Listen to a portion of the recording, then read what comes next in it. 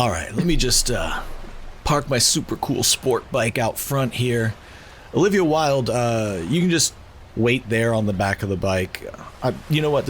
I promise this will not take long. Watch some Minecraft playthroughs on YouTube or something until I come back. Okay, yes, I'll be right back. All right. Well, howdy there. Oh. Welcome to the Schmeeburger and Paradise Bar and Grill. Do you have a reservation today? I mean, I'm with a group. I think I'm kind of late. There was some shit that I wanted to do instead of being here, but yeah, I guess they probably had a reservation. I'm eating a group. Yeah, I'm eating a group. Well, all right. What's the name on the reservation? Gristle Jiggles Blade. Gristle Jiggles Blade. Well, we got a Jiggles, no Gristle Jiggles Blade. Yeah, that's probably the one. All right, now let me see. Table 4. Right this way, sir. Oh, hey guys. Oh, hey, Eric, look who showed up. Who? How are you? Oh, me. You. I'm fine. How are you guys? Oh, we're doing well, yeah. Jiggles is gone right now, but we're doing well. Eric, Yes. when's the last time you were out to socialize with people? When's the last time I took him out? Yeah. I'm gonna say probably August of last year. Y'all keep having this conversation. I'm just gonna do something with my phone real quick. Eric, I gotta send your phone a quick picture, but I'm just gonna like turn my body away from you for like probably 5 minutes. What? Okay. What do you? I don't have my phone on me right now. Well, hey, I see you finally made it. Sir, please put that away. No, not the phone. Your dick. Thank you. Yeah, I'm so sorry. Why is your dick out? Is that what you're sending to my phone? Again? Yeah, it's fine. You'll see. So it I see you finished up your Miller Lite High Life. Would you like another drink to follow that up? You talking to me? Yeah. I didn't finish anything. I just sat down and I didn't order a drink or have a drink. Well, they got you a Miller Lite High Life, and it looks like you not only drank it, but also swallowed the entire bottle. That's not a thing that happened. That's not a Ooh, thing. hey, let me jump in here. Jiggles took it with him to the manager's office. I'm so sorry, dear. My friend here just showed up. He has not ordered yet. My friend took his bottle. He did not eat the glass bottle after drinking the Miller High Life. Is it? Anyways, but I'm sure he would. Eric, are you parched? Yeah. Can I get a Miller Lite High Life Sharps, which is the champagne of shitty non-alcoholic beers? I'm afraid the best we could do is a flats. Got the Sharps here. The fuck is that? Same Oh, thing, you rascal. but on a lower shelf. Yeah. Okay. Fine. Give me one of those. All right. Still Anything doesn't else for the two of you? I would love like 3 more Mai Tais. So it seems to me like you're kind of making your rounds every 45 minutes. So I'm very thirsty. If you could just bring me 3 at a time, if it's going to be that long before I see you again, Sure. that'd be great. Thank you. Would you mind taking my drink back? I no longer would like the sparkling water. There's just all over it. I really can't take it back. I mean, that's just how it's made. Like there's no other way to really get water to sparkle. So I mean, like you can leave it on the table, but I can't take it back. Let me just get a jazz and blueberry. Jazz and blueberry. All right, I'll see if I can get that for you. And my friend Blade here is too shy, but wants to say maybe this binge. He's already gone. It's fine. Oh, okay. Whatever. Where's Jiggles? Jiggles is the manager came and got Jiggles. It was a thing. Was he causing a problem? But wait a minute. I'm just, number one, how did you guys find this place? Number two, is this, have you ever seen that movie, The Goonies, and the Fratellis that robbed the bank? All right, I'm back. Here are your 3 Mai Tais, and Perfect. your Thank you so Miller much. Lite High Life Flats, and your Faygo 60/40. Hold on. Yeah? I can't 60/40. Well, why'd you ask for a Faygo then? Do you have any other Faygo? Well, just in case, I did grab another one just on the way out, just in case that wasn't okay. Here's a 40/60 for you. This is the same fucking Faygo with the label reversed. Hang on, let me see if I have anything else. These Here's Mai a Tais are brown. 50/50. I just watched you scribble it out. That's a Fago 50/50. This That's fine. I'll take this. It's fine. this fucking Fantastic. imaginary beer is super flat. Is it supposed to be flat? You ordered the flats. There's nothing I can No, do. I about ordered that. a Sharps. You Well, you brought me a asked for it, flats. and I said we couldn't get it, and then you said I'll take the flats. You said it was the You ordered. same on a lower shelf. Uh-huh. How low was that shelf? It was like 3 or 4 feet. It's kind of mid-level shelf, huh? 3 or 4 feet. That doesn't tell me anything. Why does this matter? Eric, yes? Me? Yeah, that's me. Not those. Correct. These two are not Eric, but I am. Hi, I'm Aaron, by the way. Hello, Aaron. You'll have your time. That's Blade. There's Blade. Hey. The blade is right here. I'm Blade here. Hey. Your time will also come. Oh, What does that mean? yeah. But for now, Are we being Innocents are out here? calm. Eric, I believe you have an appointment with the manager. So it says here on my notepad. What? I don't have an appointment with anything except the fucking Met Gala, which happens whenever this is taking place, apparently. Well, the notepad says it. You know what? I'm going to need to talk to your manager. Good, that is the purpose of an appointment. Whatever. Take me to your manager, and all your base are belong to us. Right this way.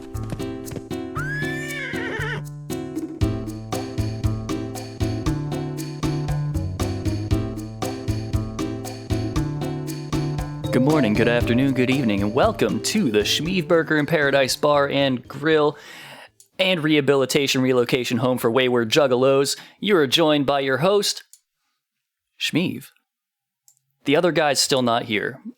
He's taking a break. He wasn't able to make it to the vacation this year. You know, the plans just didn't work out. But as you heard in the last episode, you know, I can't do this alone. I don't like to do it. You've heard me review a single album alone, and I was bullshitting it. It was a fake review for Yum Yum Bedlam. But I need somebody else here. I gotta bounce shit off of people because I just cannot carry stuff on my own. So I do have another person who is joining me here in the cabana today. Who is this mysterious person? It's me, It is Mario. Wahoo! Yippee! Wahoo! Hi, I'm Eric from the ICP with We and Twisted with Us podcasts, and also from, you might remember me from previous episodes of Juggalo Judgment. Hell yeah, you've certainly been around. You know, ever since like the have. 2 years or something ago that we all hooked up. God, It's more than that at this point, Yeah. I think. Yeah. it's crazy. Yeah, it's true though. Much like Tupac Shakur, I get around. True. Well, we're here today to talk about a little album. And what album are we talking about today? We are talking about an album called The Lion's Roar by First Aid Kit. Yes. This is a Swedish folk group consisting of Joanna and Clara Söderberg. It's got an Yeah, sure. umlaut in it. You know, I They're took, the daughters of Steven Soderbergh. of course, yeah. That's not true. I made that part up. But yeah, this is a band that I found back in the day. So I've talked before about the times whenever I had people suggest albums to me and I listened to them and did a review Yes. thing. This was from an even earlier incarnation of that idea. After I had a Tumblr for some reason, and I would go to an FYE or whatever and just look at something, and if it intrigued me by the name or cover, I'd pick it up and give it a listen and then put up a big post talking about it. If I was with people, I'd be like, hey, go find me something that you've never heard of before that looks interesting. And I found some stuff like that, and this one intrigued me because First Aid Kit, you know, my mind goes to a video game thing, even though First Aid Kit is absolutely a real thing that exists and has existed for a while. Yes. My mind is, my brain is poisoned. Now, see, when I first heard that there was a band called First Aid Kit, which was from you, my brain went straight to like 90s Midwest emo or, 2010s like indie rock. because that's what I feel like that name fits that type of band. And some of the underpinnings of this album definitely scream indie rock to me, even if it doesn't sound super indie rock. For sure. There's definitely a lot of that kind of vibe in the theming and stuff. But yeah, this is just one that I picked up. I feel like it must have been somewhere shortly after it was released, because it was in, when was this? This is a 2012 album. Yeah, this is a 2012 album, which would have been when I was 22. I was in school. I was in college still. And that was around the time that I was doing this shit. So I feel like it was probably at least like maybe a year after this came out, and I picked up a used copy at FYE. Nice. Now, I've noticed, I did not realize this before, but there's, I guess, a longer version of this album with an extra 4 tracks that exists. It's not the one that I have. I addressed that in the end of my notes, because so what I did was, number one, I just want to compliment you on the Schmiefberger in Paradise Cabana. Oh, thank you. This is beautiful. Last time I was here, I was locked for 3 days in the back room of the basement. Interestingly enough, the door was never actually locked. I just think you guys didn't check. You know, you're probably right. I mean, we were happy to be there. We were content to be there, talking about our favorite tunes and stuff like that. And but I mean, this is wonderful. I'm still struggling to figure out how I got here, because I feel like one moment I was talking to Robbie and Aaron, and we were discussing some kind of world tour. And then the next thing I know, I am sitting in this cabana listening to an album I've never heard before. It's odd, you know? Confusion strikes us all at different times. You're confused how you got here. I'm confused what a cabana actually is. But, you know, we all just kind of do our best with the hand we're given. Indeed. But I will say, having listened to this album several times now, I was blown away to find out that this duo, it's a pair of sisters, as you mentioned. I did no research before listening to this. I listened 2 or 3 times before I sat down and looked anything up about the band. Mm-hmm. I could not believe they're not from America, but from Sweden. Yeah. There's no discernible accent there. There are scant references, and I'll bring one of them up later, that give you an indication that they're not from the US. But almost all of the influences that you hear, or that I perceived in this album, are very Americana focused. Yep. And their accents that they have picked up have a Southern twang to them. And they use the break in their voice like traditionalist country singers. And there's steel guitars on this. And there are, sort of fiddle style violin portions to it. There's so many things. Like, I'm listening to this, and in my first listen right away, I kind of went, okay, this sounds like country music to me, but passed through an indie filter. I think at the base of everything, you've got this country, folksy, indie rock sensibility to everything that they're doing.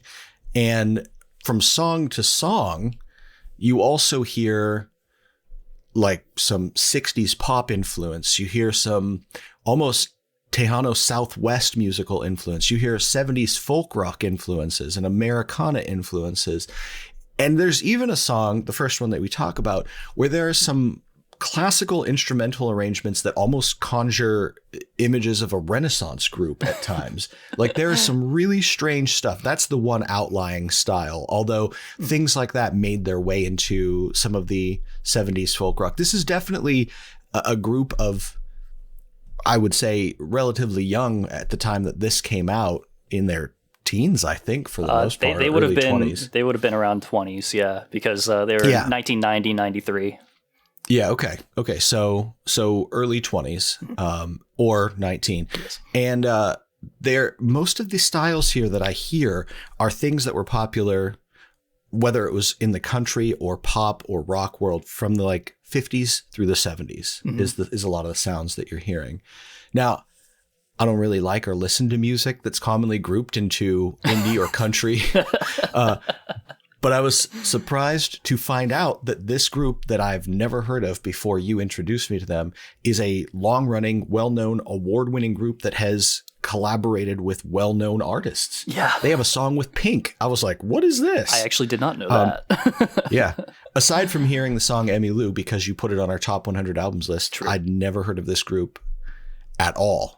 And this is just a huge mashup of styles that I generally don't like. And this isn't an album that I would have normally given a first, much less second chance or third if you hadn't kept me captive here with this on repeat. With that said, I feel that they do what they do well. It's got such a mood that I can appreciate. And I also feel that it's okay to throw every steel guitar on the planet into a volcano. Damn. That's harsh. But I want to bring something up to you. I'm listening to this blend of styles that have country, and I don't hate country from the era that they are pulling. Actually, I like some of that stuff. It's definitely very distinct from Yes. the modern country. It's not modern pop country, but they mix the country with other styles, which sometimes can be disastrous. Like, I do not like country rap. That's not a thing I can get into at all.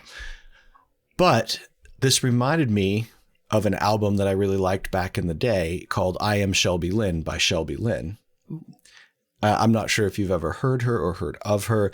I think she was kind of poised to be the next big thing, but never really broke through into mainstream. But she is a country singer who has that country twang and aesthetic, but delivers it through a classic soulful R&B filter, which doesn't sound like it should work, but it really does. It's got a poppy, I would say at times almost 60s like pop R&B Motowny feel to it. Not the upbeat type stuff, but the more soulful. Really interesting, because if you ask me, do I like country music? I'd say generally no. But then I think back to things like that, and I've heard some like a song by Clem Snide that I really liked and stuff like that. So when you take traditional country and mix it with other elements, I tend to like it. That's my spiel on this album. Rad. Yeah, in general, like, country I've been okay with for the most part, you know? Depending on what it is, I've enjoyed some Garth Brooks. He's fun sometimes. He was kind of like the turning point for country becoming more of what it is today, but he still had a good bit of, you know, that old shit in there. But I mean, I feel like if somebody's gonna dunk on Kenny Rogers, it's just like, I don't know what you're doing, because Kenny Rogers, come on. I mean, Kenny and Dolly is classic Christmas music. Even outside of Christmas, I mean, you gotta tell me you hear Coward of the County and you're not like, oh, yeah, let's go. Yeah, I'm not going to listen to it outside Christmas. That's the one place that country music, I'm like, yeah, that's fine right there. But yeah, this one is definitely like you said.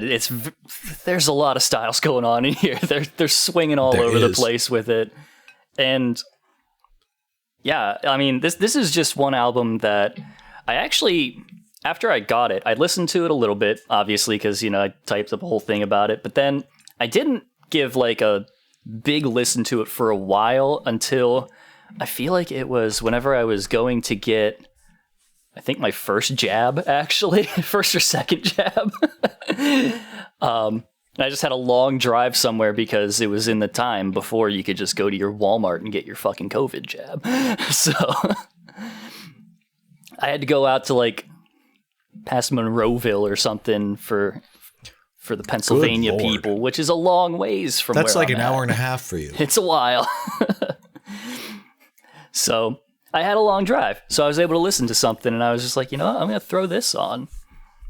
And this is one that I've had on the list for a bit to have at the Spiefberger in Paradise Bar and Grill. You know, I've been thinking about it, and I actually pulled most of the ones that I did for this this season off of that list that I've been developing.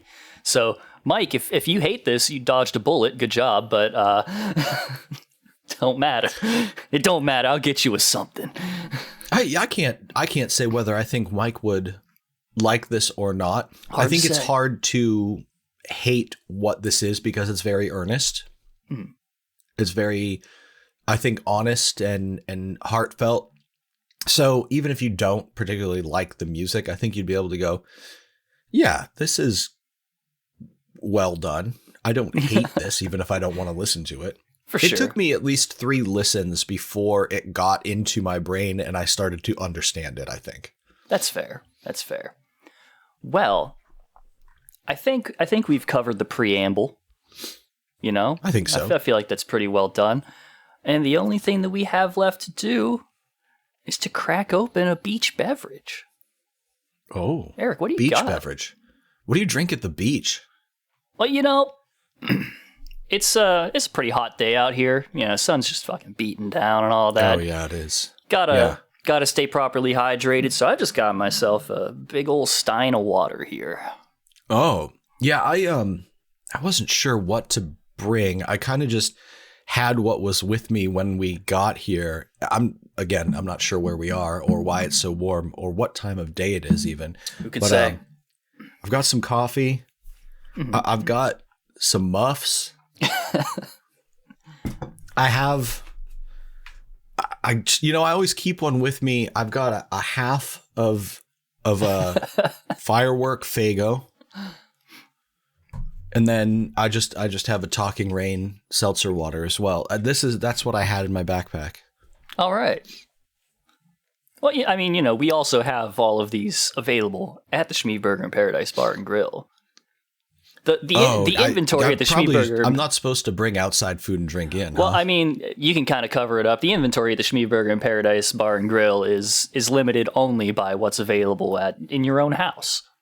You know, I sat down there with the inventory for the better part of a week and never once looked at what was down there. You know, it may have creeped you out a little bit to find that it's literally just whatever's in your fridge and or pantry. Oh, weird. But with that, I think it's time to get into this album. Let's get into it. Start with track 1, The Lion's Roar.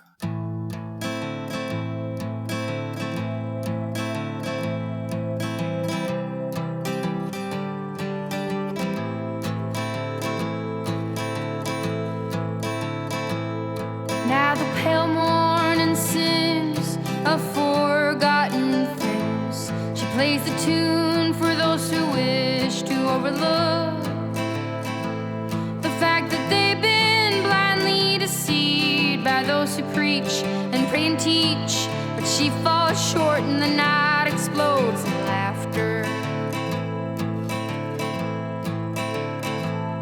Don't you come here and say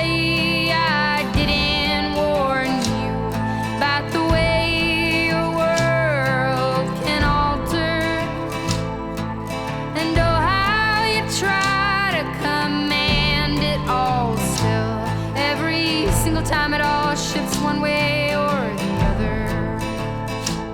And I'm a goddamn coward, but then again so are you. And the lions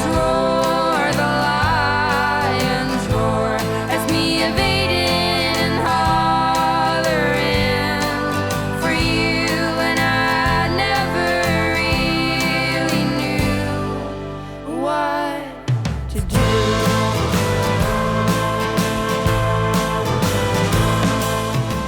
Got a little waltzy boy in here. Yeah. What are you thinking, Eric? So it was just getting to the part that gives me that Renaissance fair feel. Yeah. Yeah. This is a really strange opening number to choose because it is not, although there are things here that sound like them, it's not super representative of the rest of the album. This is an outlier. Sure. It's very dramatic. It's very intense at times, even if it starts simple like that. It's a somber song, but also a very intense song. I'm mentioning that sort of Renaissance fair feel, but I think that it could fall into that folk category. Absolutely. And I think that in the 70s rock scene, it wasn't uncommon to hear elements of stuff like this mixed into the music. On my first listen, I did not care for this. It wasn't until the third or fourth time, and after having heard the rest of the album and then coming back to it, that this one came into focus for me. I think it reads more like if you were traditionally putting together an album, this would be a decent final track. It feels like a dramatic swell. Really interesting to put it as the opener, because when you jump into the next track, there is such a shift in tone. Yeah. For sure.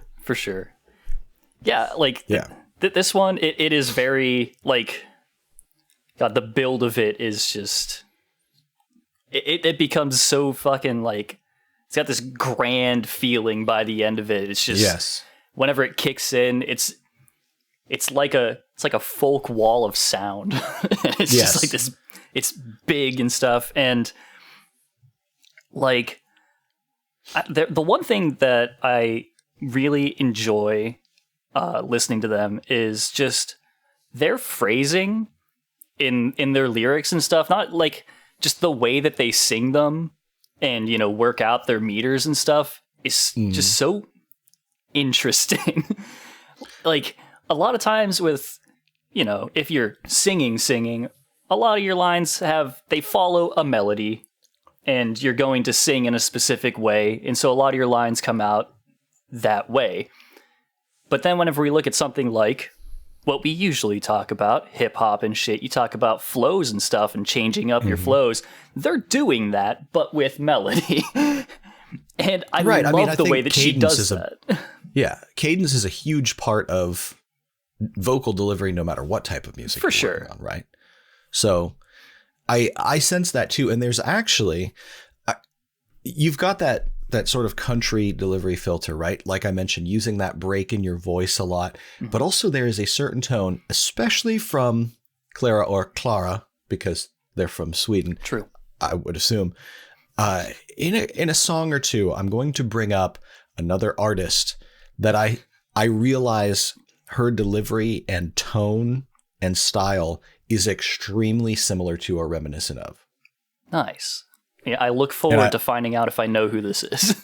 I'll be curious to know if A, you're like, oh yeah, or B, you're like, I've also noticed this. Okay. Or C, I have no idea who the fuck that is, but there's zero chance. There is zero chance. But yeah, and also in general, because this is like a very weird song in terms of like lyrics and stuff, because it's very abstract, I guess. It kind of gestures towards feelings and stuff more so than saying something outright, but more or less, and the best laid schemes of mice and men, right? Yeah. You know, there's a lot of throughout this album references to heartbreak or conflicts romantically. Yes. Or longing and love, things like that. It's the pain side of love is where most of this album falls. For sure. And also like just the inability to grasp hold of something and, you know. Yeah. Just the lack of control in life and the desire to have that, but fuck it ain't gonna let you. No. There's, regardless of what it is you've gone through in your life, you have experienced feelings that they are identifying throughout this album that you can connect to, even if it's for different reasons or through different scenarios. Yes. All right. Let's move on to another one of those feelings and or experiences. Track 2, Emmy Lou.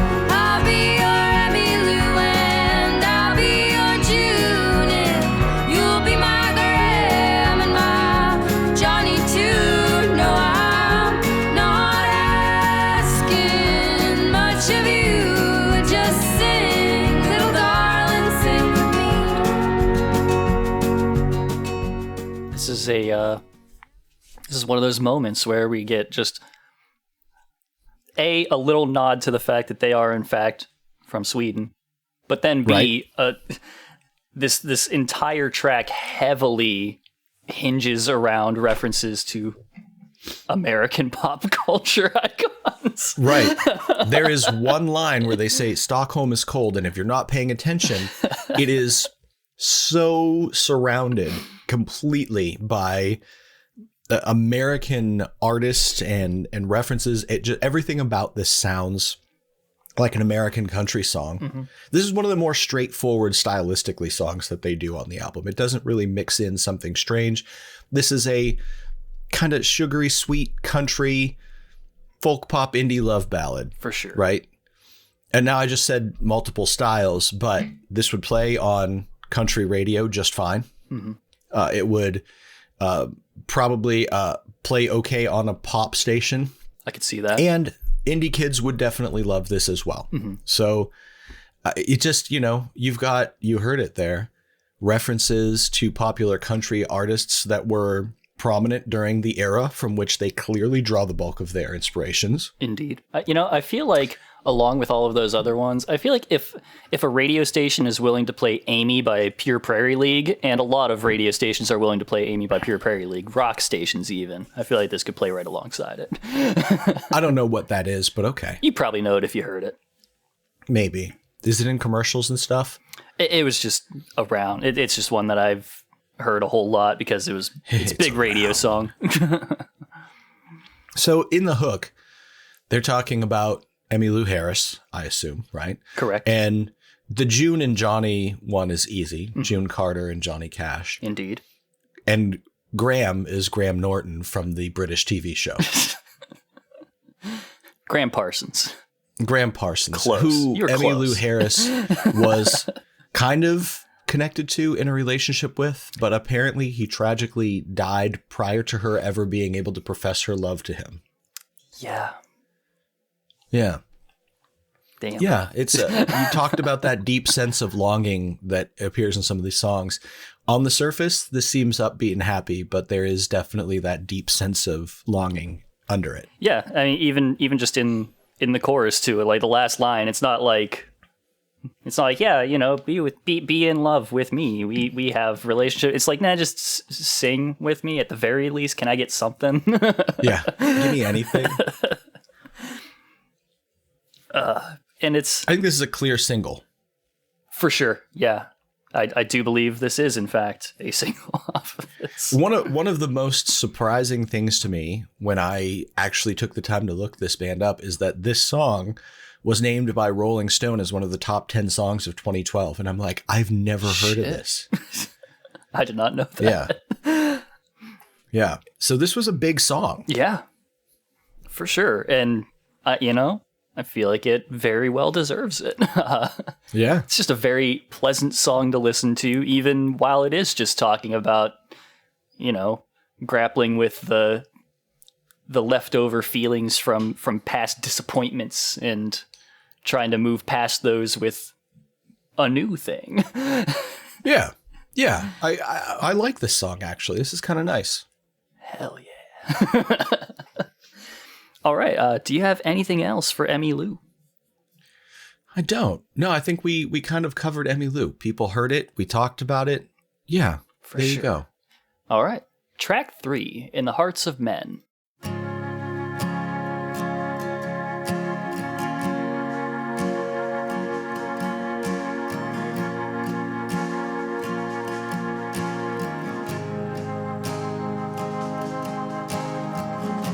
In the hearts of men, in the arms of mothers, in the parts we play to convince others.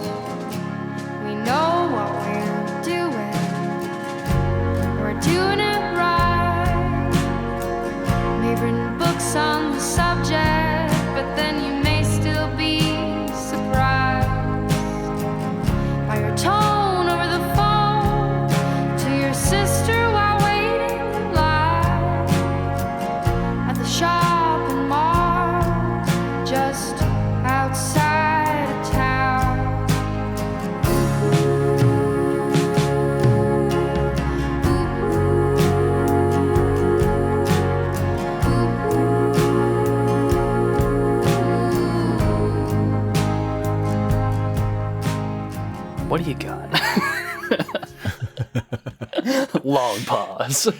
This is the one where I want to talk about another artist. Okay. So this song and a couple of other specific songs on the album really bring to mind another artist. And I've noticed that it's generally the songs that Clara is the main vocalist on, especially the more ballad type stuff. Right. There's several, but there's a couple songs where she is more front and center, like this one. And I've realized that her voice, her tone, her inflection, delivery, everything is very similar to Lana Del Rey. I have not listened to enough Lana Del Rey to be able to make this comparison.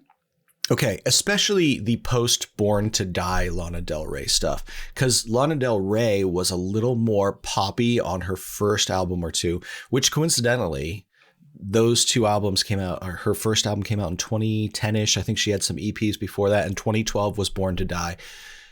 Born to Die is about half and half. Half stuff where she sounds like this, half stuff that more leans on the poppy side of things, to me. And there is this melancholy, moody, almost disaffected feel. There's this pouty, defiant, almost apathetic at moment. How can you be apathetic and moody at the same time, but she manages to do it with her voice if you hear it here.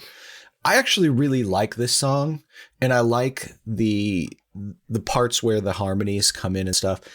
This is a nice song to listen to. Like, this one caught me a little bit by surprise, and it doesn't have thick country vibes to it. Yeah, no, it's pretty laid back on that. It's interesting because in this one, and it's just a weird comparison that comes to mind, but it's mostly in whenever like drums kick in this, is that my brain just goes to Pink Floyd because the drums are Nick Mason as fuck. Like when I hear the fills that they play and shit, and just how laid back a lot of it is. If you compare this song structurally and aurally to a song like Wish You Were Here. Yeah, I can see that. It's there's some there. Again, another not American, but 60s rock, 60s, 70s rock group that they probably drew some inspiration from musically, or whoever is building these arrangements and producing. Could see it. But yeah, this one is just a whole lot of talking about the masks we wear in our daily life. You know, they say it in the very first line, which is the chorus. The parts we play to convince others. Yeah, again, there's a lot of things that you connect with here. And I think a good songwriter can do that. It's one thing to write deeply about your own experiences, because that can be really impactful to listen to. Something that you listen to somebody else and you go, wow, they really just opened their heart up here. Mm-hmm. But it's another thing to be able to write in an interesting way, in a unique way that's not too generic about your experiences, but display them in a manner that other people can filter them through their own life and go, I know what you're talking about, even if I don't know what you're talking about. You know what I mean? Right. It's still like very deeply personal whenever whenever you're singing it, it is about the things, but it's just far enough removed that anyone else can be like, ooh, yeah. Damn it. Now, again, even at this point, we're 3 songs in, and I just want to tell you how good it feels to be listening to an album that is competently written, performed, and recorded. Because lately, I've not been super used to it. We've been doing the Songs We Still Missed episodes, which is the bottom of the barrel. And there's a lot of stuff there that's not a lot of thought or effort or talent went into some of that. So, what are you trying to say about Limp Bizkit's live performance of Faith featuring Shaggy 2 Dope? I mean, that's a diamond in the rough, my friend. Yeah, I like this song, and I'm not sure if it's because it reminds me of Lana Del Rey or because I like this song. Either way. Fair, I mean, what's the difference? You know, if you like it because it reminds you of something, I say you like it. Okay. Your assigned listening after we're done with this is I want you to listen to at least the first couple songs on I Am Shelby Lynn. And that's from the early 2000s, I think. And then listen to some Lana Del Rey. I would suggest listen to Born to Die. That I think is a good album to listen to. That's her 2012 album from this same era. You'll draw some comparisons, but you'll also hear some really cool songs that I like there, like Off to the Races. And if you can find the special edition that's got Lolita, that's my favorite Lana Del Rey song. So not representative of what her current style is, because she went more like less poppy, less big production, and more sort of sultry, soulful, sort of sad. Well, like this song, sort of more the direction of the song we just listened to. So there you go. Right on. All right. Well, I will do that. I have time today. I can do a workout. And I can give a listen to that and play video games. Radical. And all of you listening now here in the second week of April can also do that. And you should probably do it, nerds. All right, moving on to track number 4, Blue.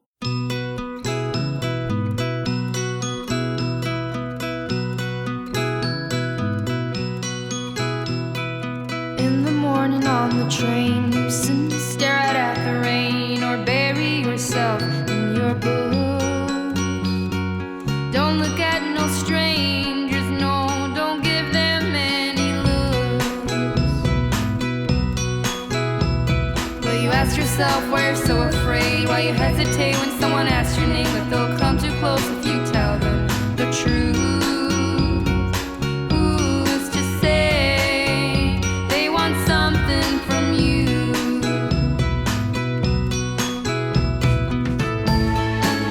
Just a shell of your former you,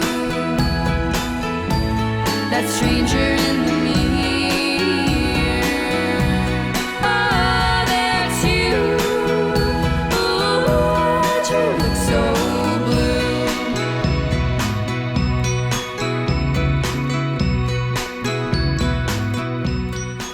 My guy, this is one of the most non-traditional covers I've ever heard. This is a cover? Eiffel 65 clearly didn't sign off on this. This is just like the gourds doing gin and juice all over again. So honestly, this song, if I was not listening to an album that I knew was a modern album and I just heard this somewhere, I would think that this was a song from the 60s. I could definitely see it. It has such 60s pop vibes, and I put it on my top albums of all time. This almost is reminiscent of something that could have appeared on Pet Sounds musically. Oh, yeah. So it's got that ambivalent, like happy musical tone, but sort of sad, introspective lyrics. So much of this. Happens there a lot. And although this seems to be a song about a person who lost the only man that they ever loved and feels incapable of loving again, there are also certain passages in the song that connected with me on such a personal level that I kind of felt targeted. I was like, hey, back off, you know? Like when it says, now you're a shell of your former you, the stranger in the mirror. Oh, that's you. Why do you look so blue? Maybe tomorrow you'll make a change. Maybe someday soon you'll find the strength. I was like, stop. I'm not here for this right now. Just stop. That's that classic Clara storytelling. We talk about it on this show all the time. We do. Yeah. Those past disappointments in life or past tragedies, however, whichever end they're on, they can stick with you, and if you let them, they will fucking destroy you. Yes. And this actually has a video. During one of my listens, I just pulled it up on YouTube because I didn't have the files with me, and there are some videos for some of these, including this one. this was an interesting video too, because you just have like this older woman at the very beginning of it. There's just like an old man standing out in the yard, you know, doing a little yard work. Heart attack, dies, and she just kind of looks out. And she looks out and doesn't like really react to it at all. And it's just kind of her attempt, like trying to recapture her youth, and just whenever that shell cracks, she just can't face people anymore, you know? And it's just That's like... not what the song is about lyrically, but it's I mean... a little bit. it no, can I be. just mean it's not the story. It tells a different sure. story. Probably Yeah. a similar emotion, though. It's got vibes. Yeah. It's an odd one. But yeah, it's... Whew. You know, this, Mike, if you're listening, this one's for you. This is that happy sounding song that's just fucking kicking your teeth in lyrically. Yes. Yeah, I love that aspect of it. Also, Aaron, if you're listening, this is for you. You love that kind of shit. I actually think Aaron would like a good bit of this album, but this song specifically, I think you need to listen to. Blue. Right on. Dabba-dee, dabba-da. Maybe I should have put this on the list, but oh well. All right. If we got nothing else, I can... That's what I've got. Nice. Can move on to track 5, This Old Routine. Let's go.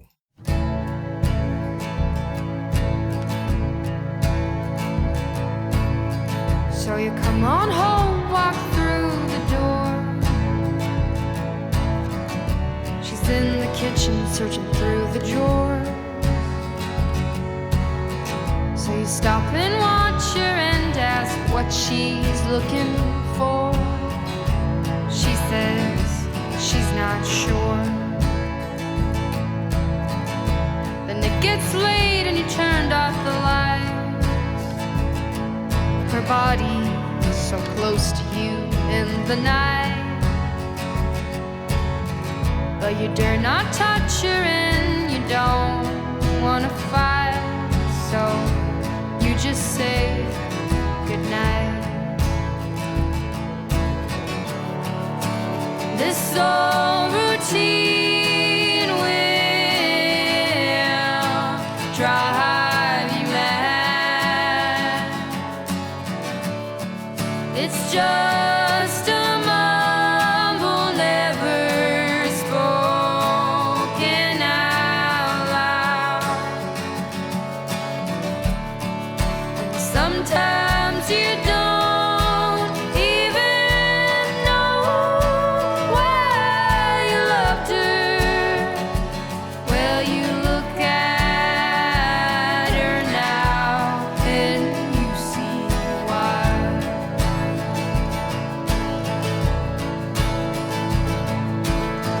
And your youngest desire. So,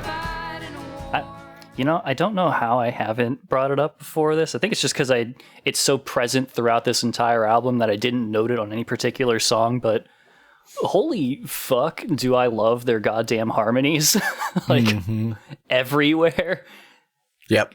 They meld so well together. Like, their voices just... I can't...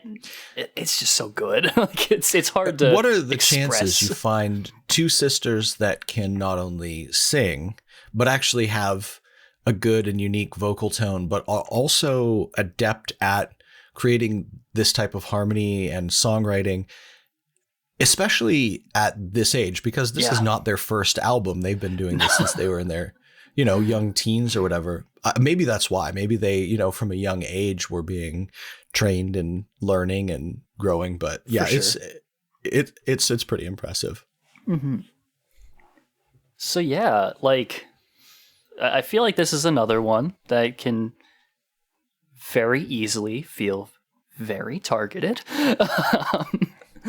But this, unlike the last song, this is not a happy sounding song about being sad. This is a sad song about being sad. Like, it's hard to say. It would be hard to find somebody who has not felt just completely fucking stuck in life and questioning, like, how how did I get here? Yeah. and Is this what I want? Does this make sense? and you know, the most you can do is find those moments that, you know, remind you why you're where you're at and why you stay there. I suppose that's happy in a sense, to find that sort of content in things when you have those questions. Yeah. So maybe it's a sad song about being happy. Yeah, you know, a sad song about doing your best. Yeah. Because and we'll talk about that feeling in a song. we will. So this song is interesting because it's one of the first ones where the 50s and 60s country influence, especially Johnny Cash, it seems prominent. And in the sense that the music structurally kind of feels like classic Johnny Cash songs. You've got this 4/4 strumming, this creating a beat that just drives you through, and almost half singing but more speaking through the story portion of verses before you go into a sung chorus. There is some structure there that feels like they're pulling in influence from, you know, kind of classic country music from that era. For sure. And just even just like the way that they are singing it, the strong turnarounds and stuff at the end of a verse that go right back to the one. It is the most like old school classic country thing in the world. Yes. And even like also on those turnarounds, because they do a thing that it's a folk and country thing where they'll break from the 4/4, have like a 2/4 bar for one of their lines or something, or at the very least they cut a line short in some way on that turnaround. Yeah. And it's just like, this is as classic gets, and it's heartbreaking, but damn, it's good. Yeah. It's my relationship with country music in that way is, if it's on, I can appreciate it. You know, there was a moment when I kind of was listening to Patsy Cline and stuff and going, wow, I really like what this is. But it's not something that I listen to regularly. It doesn't show up on my Spotify, like end of year rap Right. and things like that.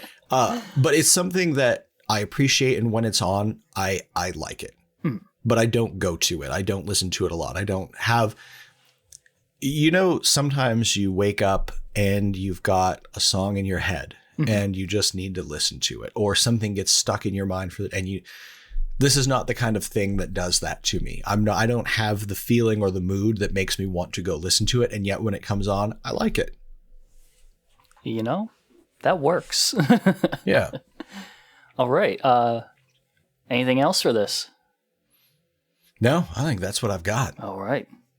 Well, I thought lovin' was what you got. I was told to It remember is. that.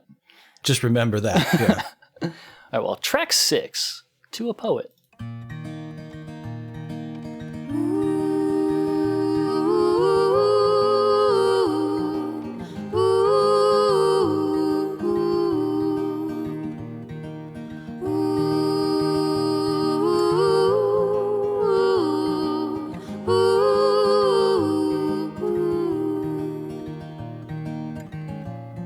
And you said, don't give me nothing you don't wanna lose. I said, darling, I'll give you everything I got if I want I'm to choose. Then I got on a plane and flew far away from you. Though unwillingly I left, and it was so hard to do. The streets here at home have rapidly filled up with the whitest of snow, and they don't make no excuse for themselves, and there's no need, I know. Now I miss you more than I can take, and I will surely break, and every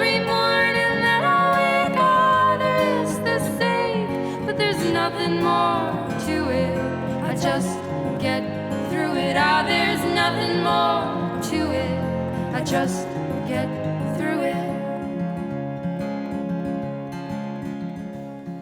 Again, talking right to my heart. Just get through it. Yep. Again, Clara's singing here. Very Lana Del Rey. Big time for me. But this song has big time folk influences, and those high harmonies in the chorus are haunting. Just unbelievable good. They actually bring my mind to a different Americana band, actually. Possibly the Americana band. America. God, please tell me. Okay. Shmeev, I need to talk to you here. Okay. This song has been driving me absolutely batshit. Because you've been hearing Ventura Highway in that chorus, and you haven't been able to place it. Maybe, but it's not the chorus where I'm hearing something. Okay, shit. About 3 minutes into this song, the last 2 minutes, there's a massive change to the song. It's a different, like, very different progression in the music. And it is a 70s, like, folksy ballad song.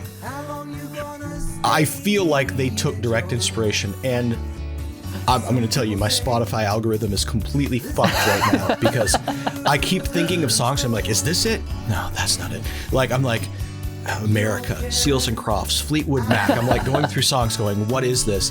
It's a very specific song. At one point I was like, is this the end of Hey Jude by the Beatles? And then I listened to it and I'm like, similar, but this is not the one I'm thinking of. Oh, Lord. And then I'm driving home yesterday and I'm like, this is Neil Young. It's a Neil Young song. That's what it is. I'm like, is it the later portions of Old Man? And I'm like, close, but not quite. And I was hoping you were going to say a song that figured it out for me, and I cannot find it. So sorry. But all the artists I just mentioned have a lot of inspiration, or there are similarities musically here in the latter portion of this song.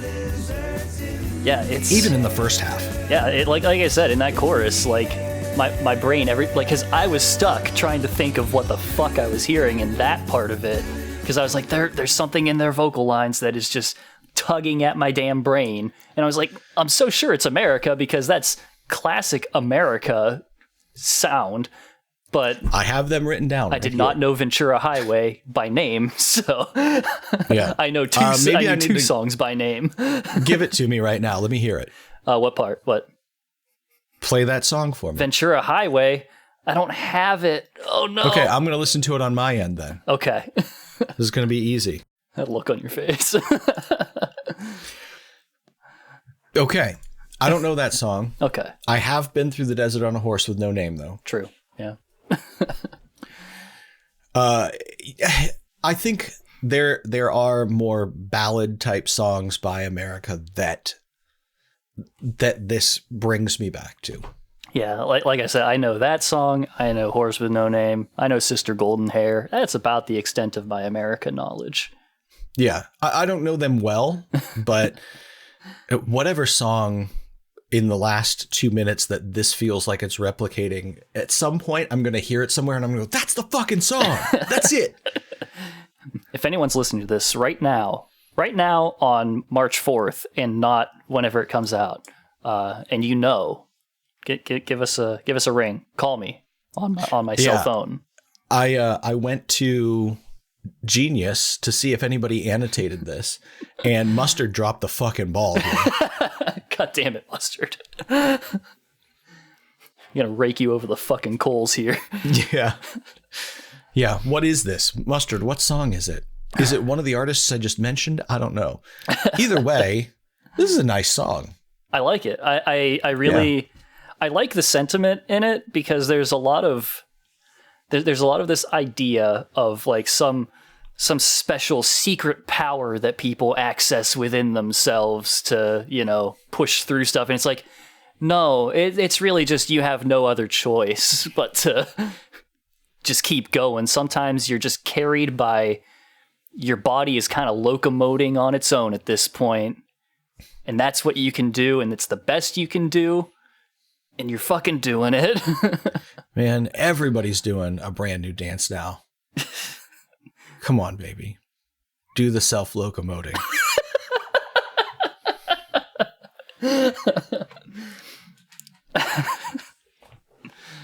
Move your arms up and down and make that sound. Crawl out of bed and get in your car. Drive to work. Get through your day. Come on, baby. Do the self-locomoting. All right. I think that's what we have for To a Poet. Yeah, that's it. That's it. Track 7, I Found a Way.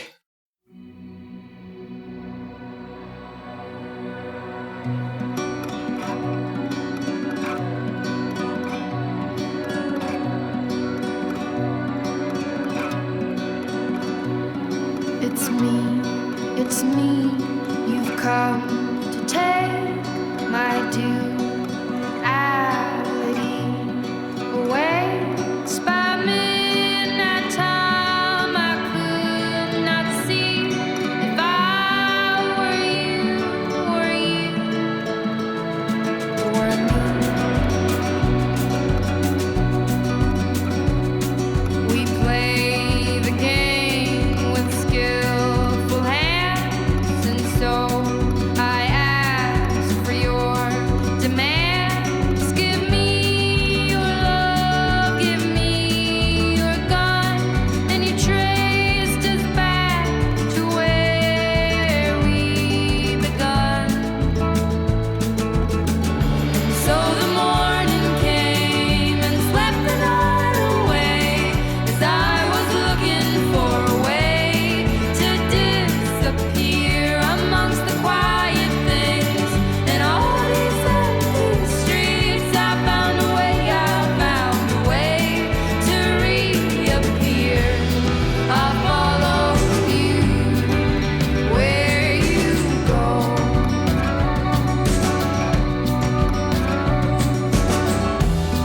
Yes, I'll be there. Okay. Another interesting cover we have here. Also, another song that gives me big time Lana Del Rey vibes. And I think part of it is a lot of times in pop music or rock music, you write your vocal cadences in a sort of ascending scale. You are rising notes. But in a lot of their songs, especially when Clara is singing, they are descending, or she ends phrases down instead of up. And that's something that Lana Del Rey does a lot. And it's sort of distinctive to her, which is probably why my brain is connecting here.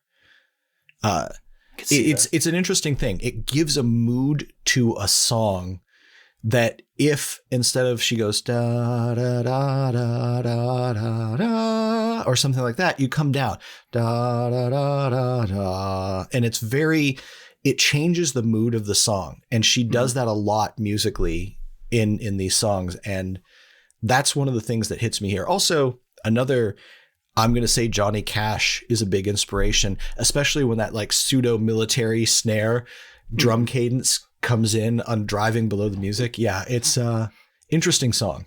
Yeah, I mean, and I mean, like, another just really surprising influence that they got. You know, she opens it up. She says, "Oh my God, it's me.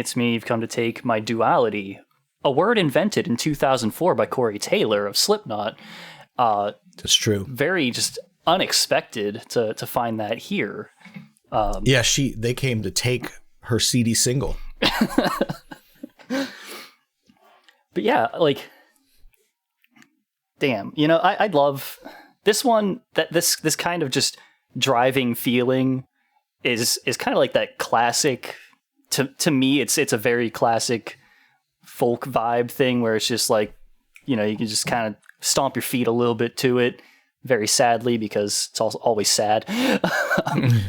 Stomp your feet in sadness. You get a little stomp clap going, and you're just like, you know, you're not really into it. You're into it, but you're not like happy about it. Clap your hands to the sound of every firstborn dying now.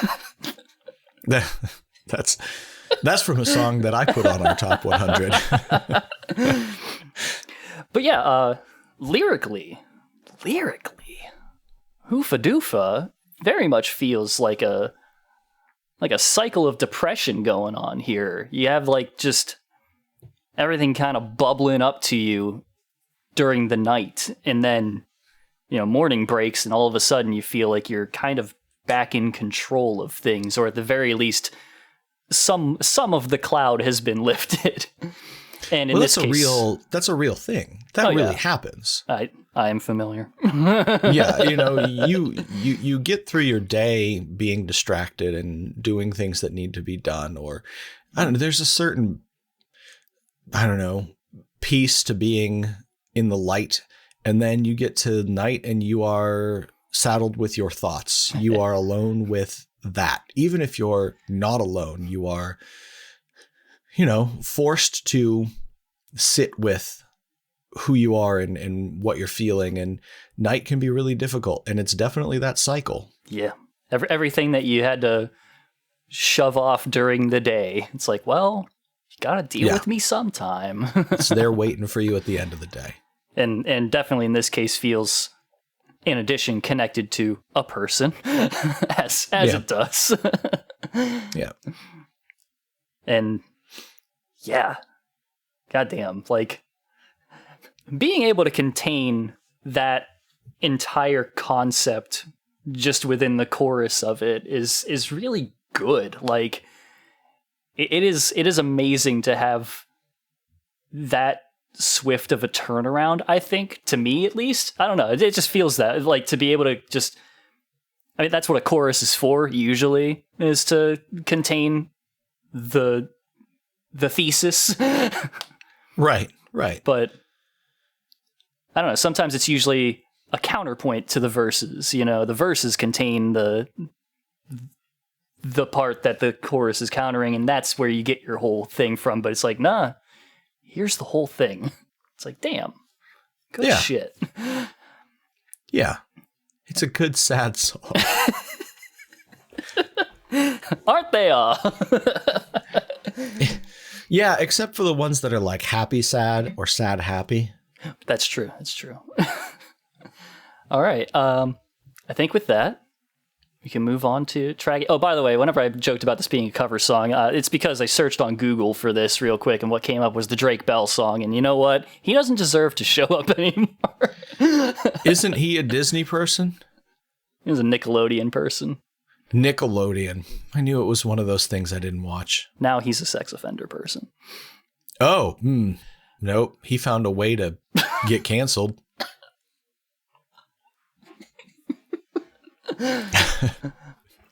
All right, track 8.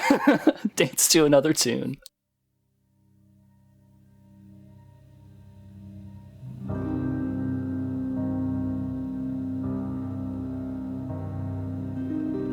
Will you look at me? Take a good look at me and tell me who it is that I am.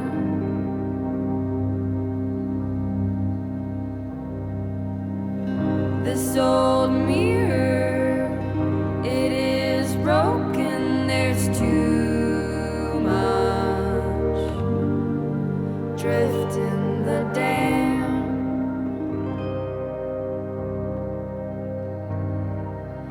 It's not the world that's spinning, that's me. I go from nowhere to nowhere, searching for the key. But there's nothing new under the sun. All that will happen has already begun. Will you savor this in your mind? This old feeling when you're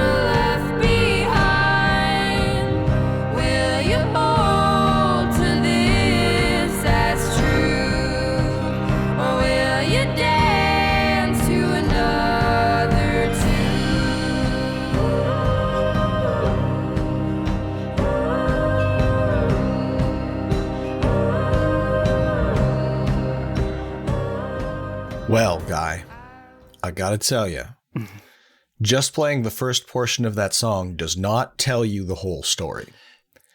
No, Because not exactly. the whole first 2/3 of this song is this dark, intense, somber tone, lyrically and musically. And then there's a sudden shift just before 3 minutes and 30 seconds, and it's totally changes the mood. It lightens the whole song, and it's got big, like, late 60s Beatles energy going on. And then for the end, it dives back down to the darkness again.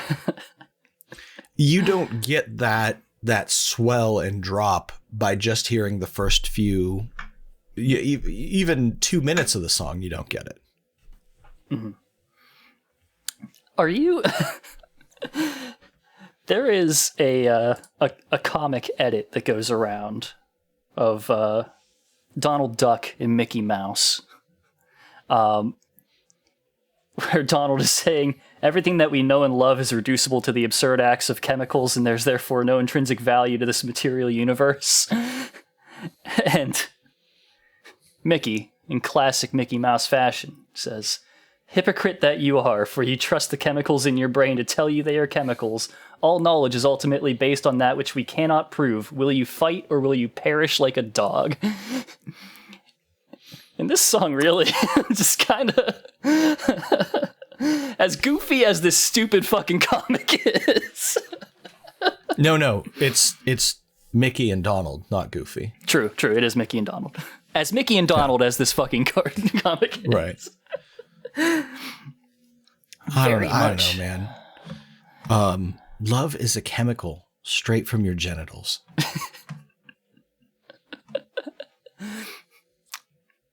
So I hear. Yeah. That's a song I imagine, yeah. By who? by a band called either Start Trouble or Trouble Is. They changed their name from one to the other at some point. Okay. And I thought I was the only person who knew who this band was until Mike, of all people, was like, "I love that band." And I'm like, "You love this random band that put out one album that did not do very well like 20 years ago?" Yeah, that tracks. That actually tracks really well. Yeah, that's what we're about here. Yeah. Yeah, this is another one where, in particular, very much feels like it's not just feeling stagnant in life, but feeling stagnant because you're actively trying to fight the passage of time, the winds of change, instead of learning to... Is this a Scorpions cover? Roll with the changes. It's a Scorpions and REO Speedwagon cover. Nice. It wrapped it all up into one. It's a medley. It's a medley of... Let me figure out which band it is. Hold on. Oh, I'm holding. It's actually just a JoJo episode. It's a mashup of Start Trouble and Scorpions and REO Speedwagon all together. That's a good... I don't know if it's a good mashup, actually. That's questionable. That's a very bizarre mashup. Nobody wants that. I do, honestly. I kind of do too. I want this stupid bullshit. Make it happen right now. Here's the song. You're gonna do it, and here you go. Here's the mashup of Chemical by Start Trouble and Winds of Change by Scorpions and whatever REO Speedwagon song you're referencing. Roll with the changes, baby. You roll with the changes. Yeah, I'll get on that. I have no choice. You forced my hand. If you're hearing it, forced. and you should be hearing it, then it happened. If you're not, I have failed and probably dead. If it didn't happen, I chose not to do it. So yeah, I guess now it's time to dance to another tune. Oh, I see what you did there. Track 9, New Year's Eve.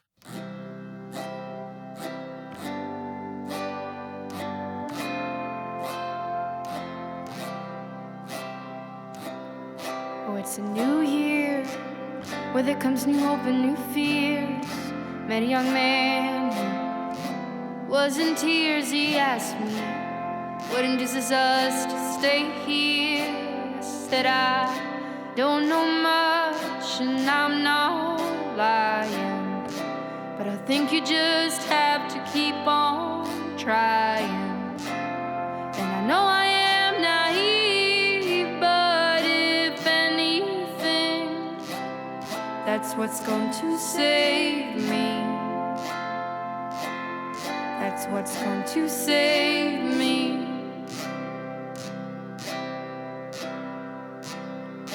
Took a stroll around the neighborhood. You listen to Jonathan Colton at all? I don't give a shit what he says. I don't listen to anybody. Okay, that's fair. It's funny, that name is familiar, and when you said it, I'm like, why do I know that name?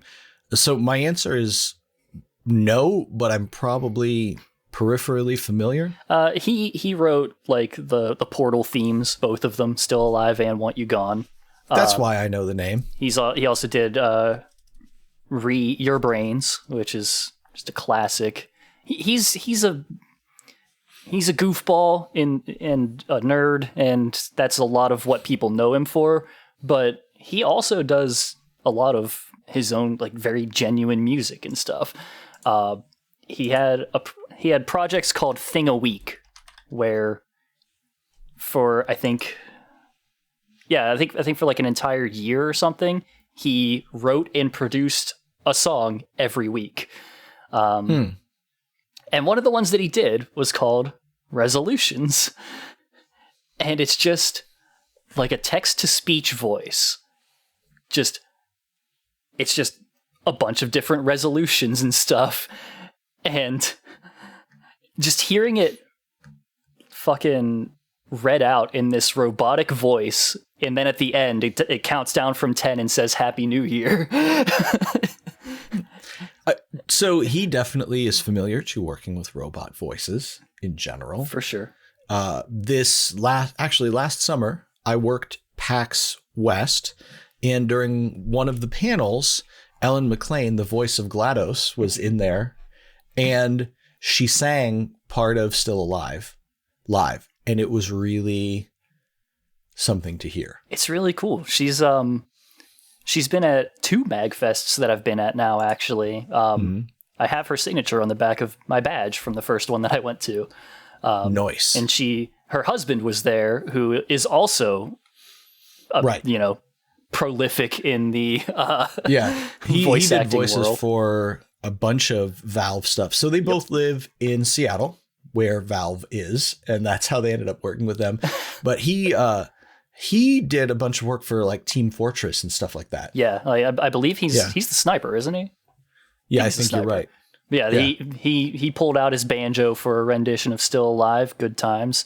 And then just this past one, Ellen McLean was in the Mag Fast room where they do speed runs and sat in for a speed run of Portal 1. Yeah. It was pretty cool. So back to New Year's Eve. Which I sincerely and genuinely hoped would be a cover of the Census Fail song that had released 2 years prior to this. But it's not. This is a very minimal song. It's just that strumming guitar in their voices. And it's about being saved by finding it hard to believe. Like, I don't believe in things. That's what saved me. Or being naive.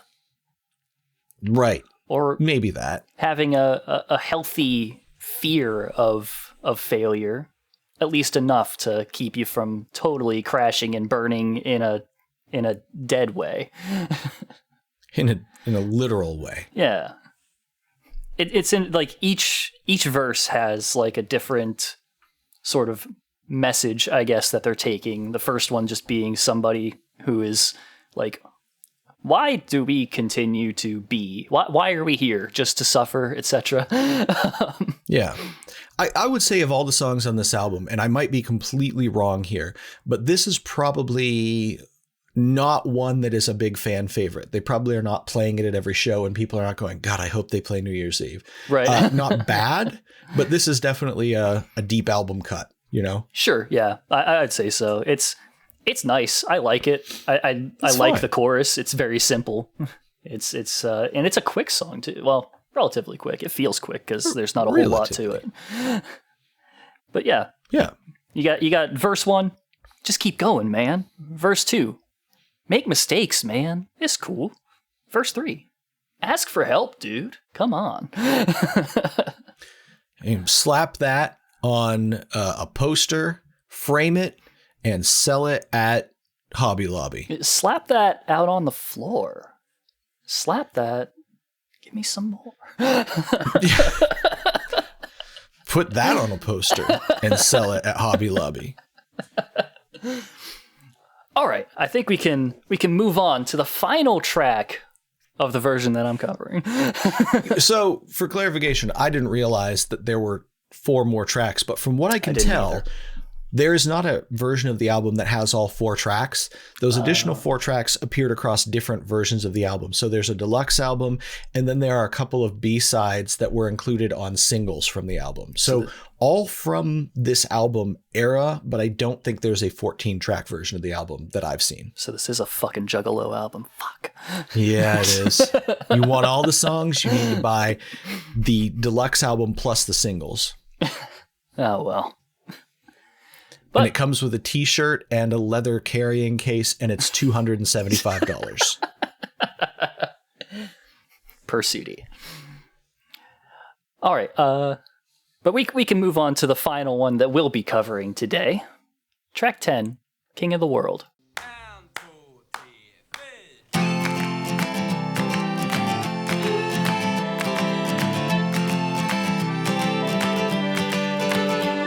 At 10 in the morning, I was laughing at something at the airport terminal. At 9 in the evening, I was sitting crying to you over the phone while passing a border from a state to another filled with people whom I couldn't help to relate to. And we stopped a while at a roadside restaurant where the waitress was sitting outside smoking.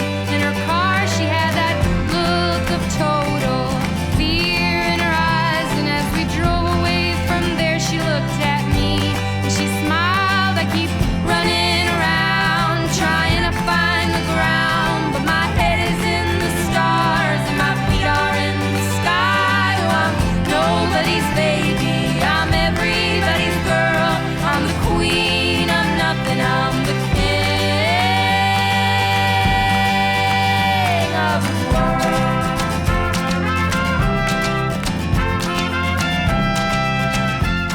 Hands down, my favorite song about the Titanic that does not feature Celine Dion.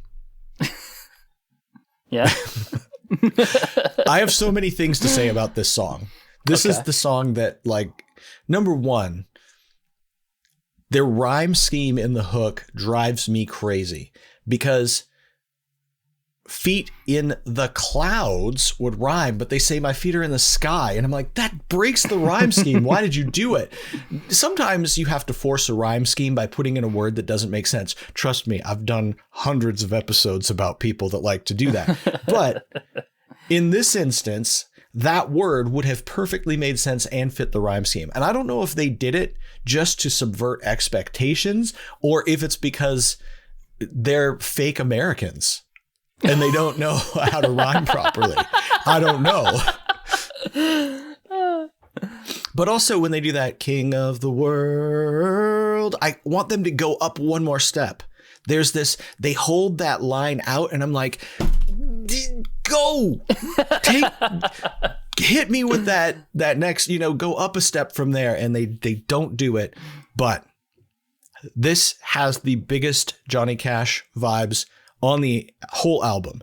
The vocal delivery, the storytelling, those like mariachi horns in the bridge that are very reminiscent of like Ring of Fire. Yep. Like totally. The other thing that I didn't expect, or maybe I did expect this, I didn't know who the guest verse was. There is a man that sings a verse, and it's Connor Oberst from Bright Eyes. Had to look him up because I did not know who that is either. He is an indie god, like you probably never heard of it, like Too Cool for You indie kids love Connor Oberst and Bright Eyes. And it confirmed to me that despite the many apparent influences throughout this album, my suspicion all along listening was that this album clearly found its home with the indie crowd as the genre kind of crossed over into radio territory during the early 2010s during that time. Mm-hmm. It just, from the first time I listened, I'm like, what is this? And why does this exist? Who listens to this? And I'm like, it gives me this indie rock vibe, even though it's not indie rock. These are styles and sounds that I think indie rock kids at that time probably were like, yeah, this is cool because it's not cool. You know what I mean? Like, this is the most Mumford and Sons song on this album. Totally. It wasn't until my fourth listen, going back and taking notes, that I figured out who it was featured on this track. Because although I'm familiar with this artist, I never really personally listened to like Bright Eyes or Commander Venus, but I've heard of them. I'm aware of them. It's just not a style that I generally vibe with. I have listened to Cursive, which Commander Venus from there kind of split and formed Bright Eyes, and Cursive were the two bands. And anyway, they went two different directions musically, I think, more verging into like the traditional like emo side and more into the indie sort of folksy side. But wow, there is so much in this song. This song sure is. Number one, answers your questions. Number two, brings up a lot of questions. Yeah. There is, God, the second verse has just the line. There is a line in this, and just in the whole context, it is fucking devastating. Where she says, talking about what her biggest fear is, and she says that one day I'd wake up all alone with a big family and emptiness deep in my bones, that I would be so blind to turn a deaf ear, and that my fake laugh would suddenly sound sincere. And I'm like, oh shit, that's fucking that gets heavy. Ugh. Like, just getting so used to pretending to be content, I suppose. There's another line in the first verse that sort of talks to the same thing. When talking about leaving a diner and you see the waitress is out in her car, like clearly having some sort of mental breakdown or panic attack. But when she sees you, she looks at you and smiles. And I'm like, yeah, we talked about just get through it and stuff. Yeah. There is those lines where you're like, this is a stop and go, what is life and why am I doing this kind of thing? Having been an employee at a Walmart for a while and just living in that suburban depression zone. God, there are times it's just like, right. I am being held up by this Pepsi cooler, and I will do my best to plaster on a face when somebody gets near me.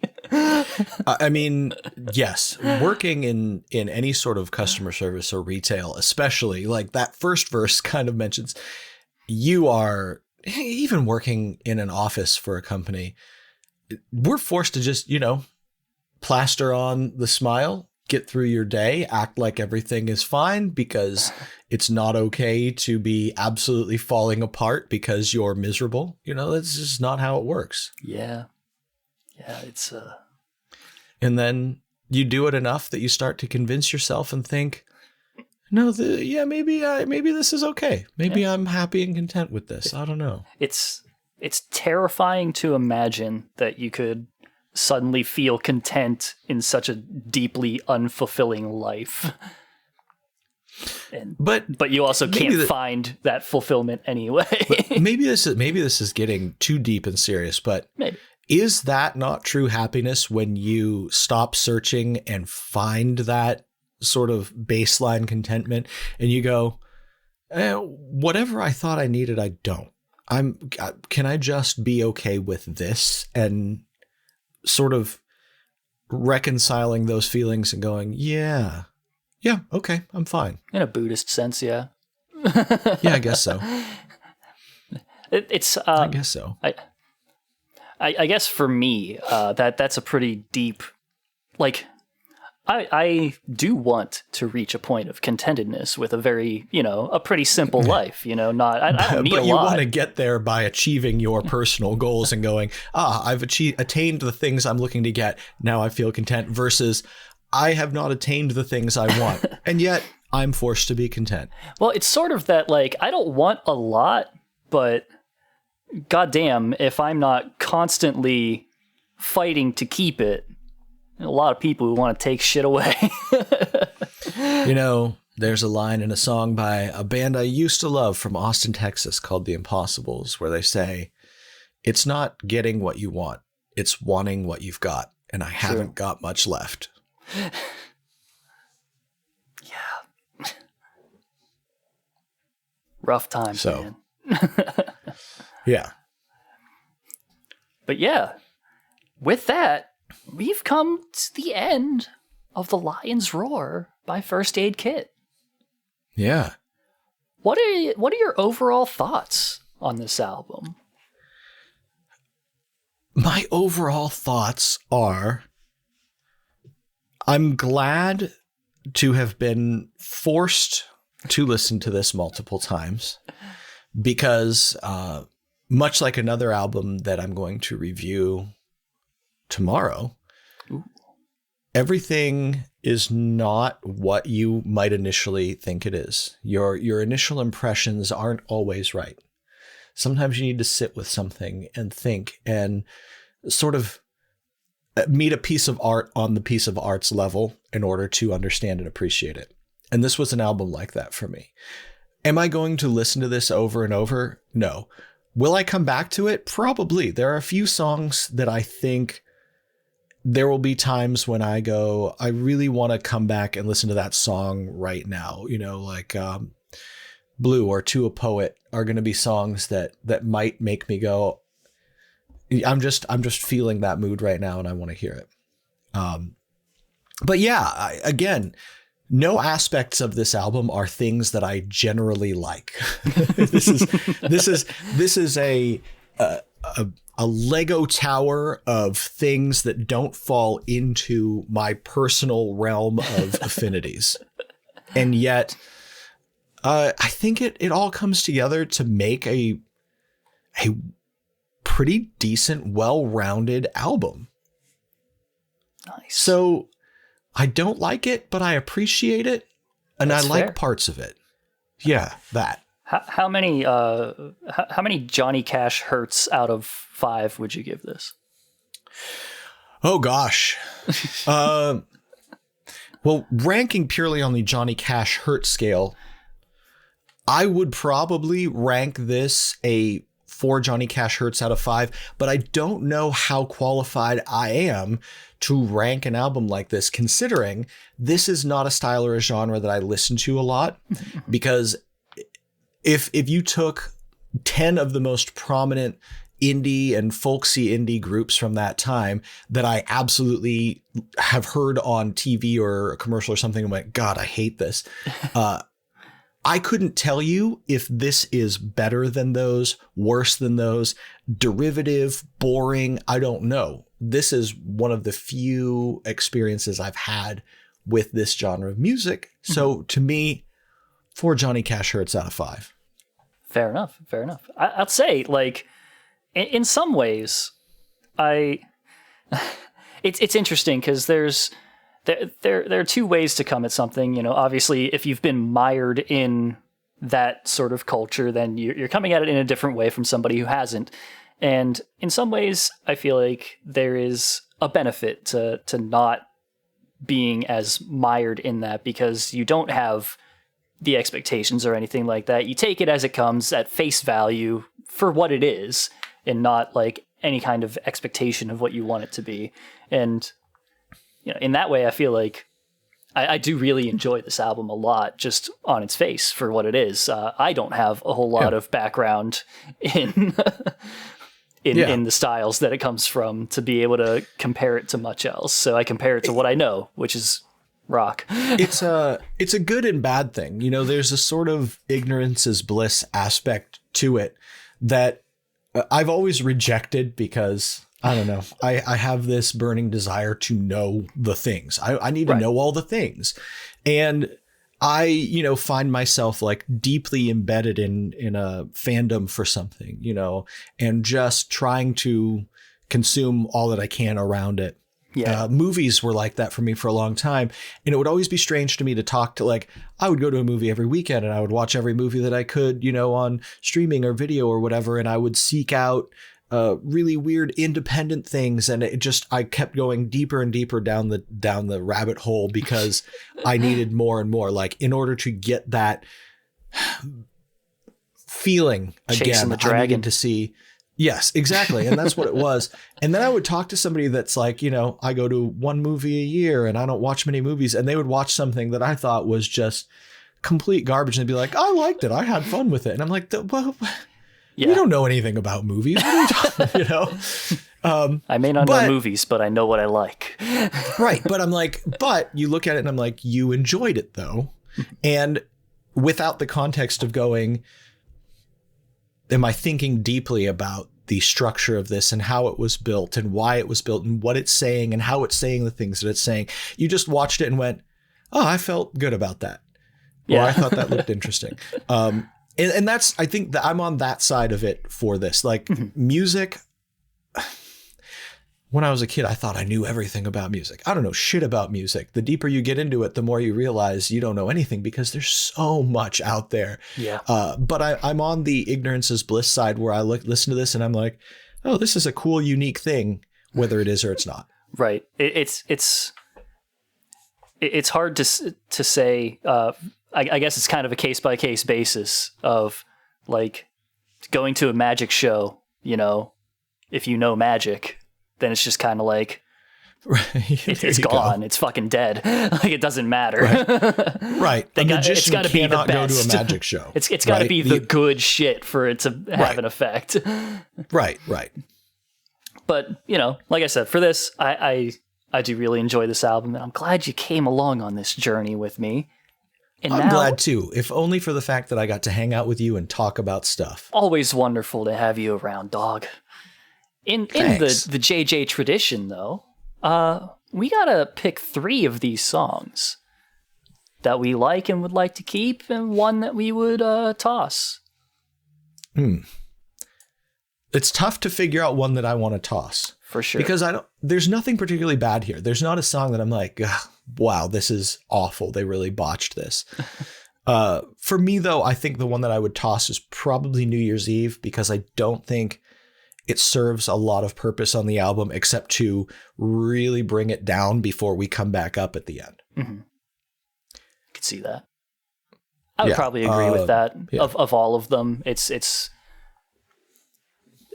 is a tough choice to make for me as well, because I do like New Year's Eve, but like all of the other ones, I don't know, they're just all really good staples for me.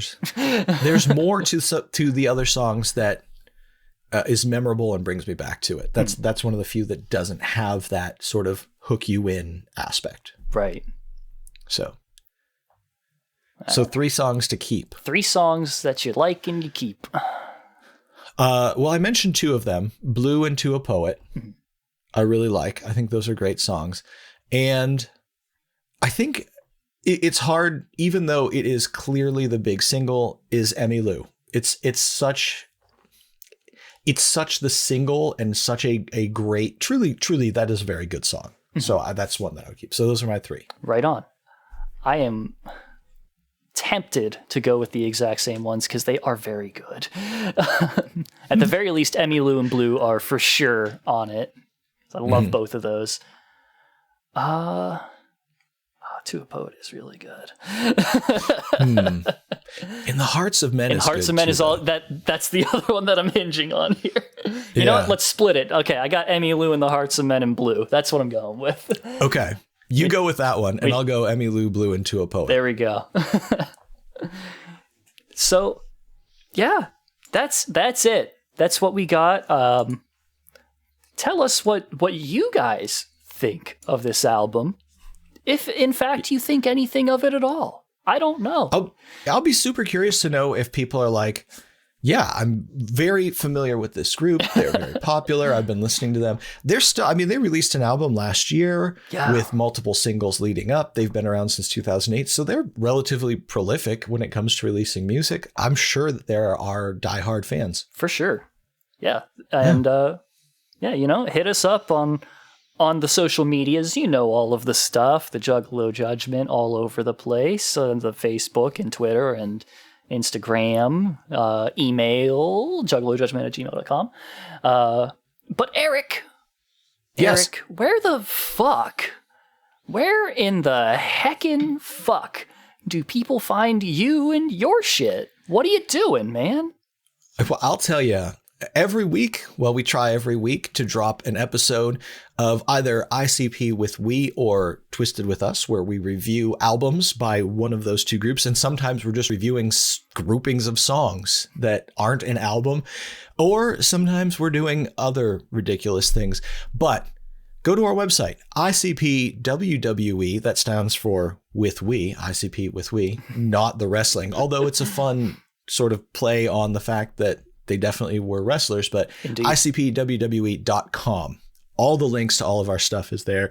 Our Twitter, Instagram, email, Patreon, our merch, you can get in our Discord from there. That's a great place to hang out with us. So yeah, ICPWWE.com. Make sure you check out the show if you haven't yet. Definitely do that. Definitely come to the Discord, hang out and chat with us. We're in there all the fucking time. Hell yeah. There's always something going on.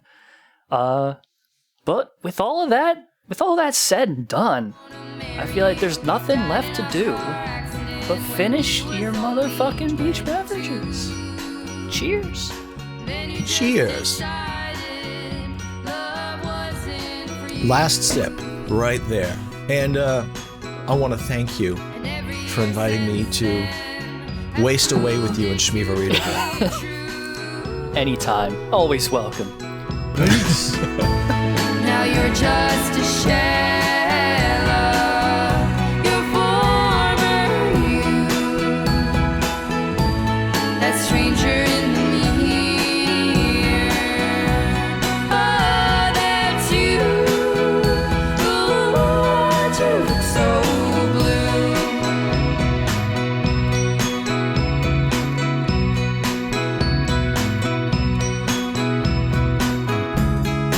Maybe tomorrow you will make. That was I really just- weird. Did you guys notice that? Like, What? I feel like it's censored when you said come. Huh. That was Yeah, really, really That strange. is so strange. Like, who Is this? Are there things censoring us? Can I not say things like that? Can I not say fuck, come, fuck, fucking come? Shit didn't come one out of my ass.